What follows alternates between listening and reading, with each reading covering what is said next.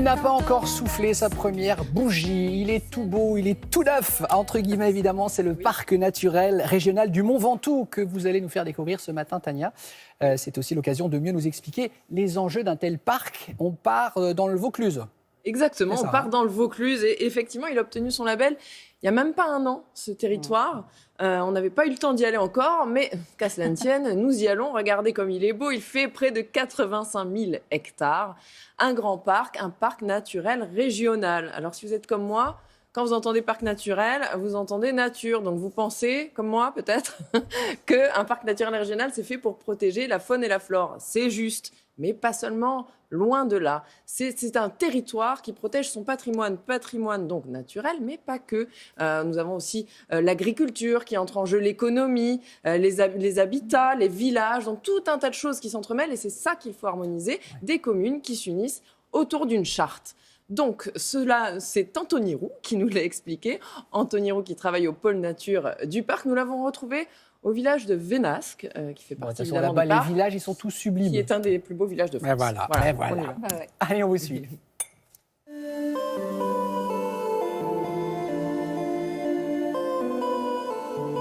Anthony, aujourd'hui, le vent souffle sur le Ventoux. Oui. Je me demandais si le Ventoux, le nom venait du vent, justement. Alors non, pas exactement. En D'accord. fait, ça vient d'une racine pré-indo-européenne, de Vinture. C'est la montagne qui se voit de loin. Il fait exactement 1910 mètres. Et donc c'est le point culminant du Vaucluse. Et on a tendance à l'appeler même le géant de Provence, parce qu'il domine toute la Provence aux alentours. Un parc naturel régional, c'est un territoire rural, habité, qui est plutôt fragile, qu'il convient d'essayer de préserver parce qu'il y a un certain nombre de patrimoines naturels, culturels, paysagers. L'idée de créer un parc, c'est de rassembler donc les personnes, les forces vives du territoire pour se donner d'un outil commun qui est une charte de parc qui va permettre de définir un peu le plan d'action pendant les 15 prochaines années pour permettre justement de concilier la préservation des patrimoines et le développement durable du territoire.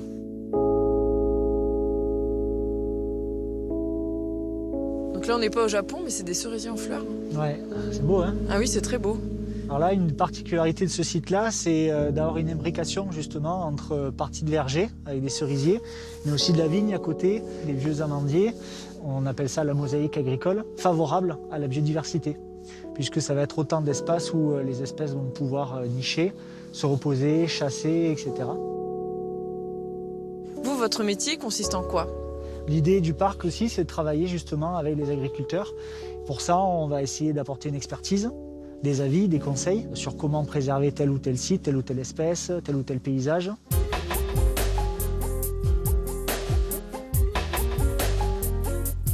Et il y a beaucoup de jolis villages comme celui-là dans le Ventoux. Oui, il y en a plusieurs. La plupart du temps, ils sont posés sur des éperons rocheux, comme les Cissaux. Et ces villages, le parc s'occupe aussi de les protéger, de les aider. On aide les communes pour travailler sur la transition énergétique, par exemple, mais aussi proposer une rénovation de places, de villages, tout en conservant le caractère paysager et patrimonial du lieu. Et vous, ce paysage, vous le connaissez par cœur? Oui, je suis de Sceaux. J'ai grandi à Venasque, puis Sceaux.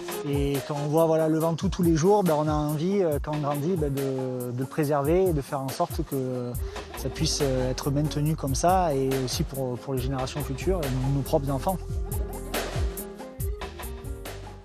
Quand je vous ai dit que vous en prendriez plein les yeux, on veut y aller. On n'a pas menti, vous êtes d'accord? C'est beau, que la saison, merci, le printemps, c'est génial. Là, le Ventoux, ça fait un bout de temps qu'il œuvre pour la protection de l'environnement. Ah bah oui, complètement. Déjà, en 90, le Ventoux est reconnu mondialement réserve de biosphère par l'UNESCO.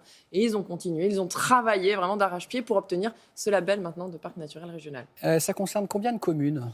Alors, sur le territoire, là, il y a 39 communes. Ouais. Il y en a 35 qui adhèrent au parc, au label, 2 qui sont en cours d'adhésion, donc quasiment la totalité. Parce que ce qu'il faut savoir, c'est que c'est sur la base du volontariat. On n'oblige personne, les gens s'engagent pour un meilleur avenir, pour un meilleur développement, tout simplement, du territoire.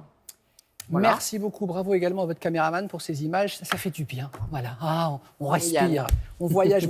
Merci beaucoup Tania. Petite pause et on revient pour la météo et le journal. À tout à l'heure.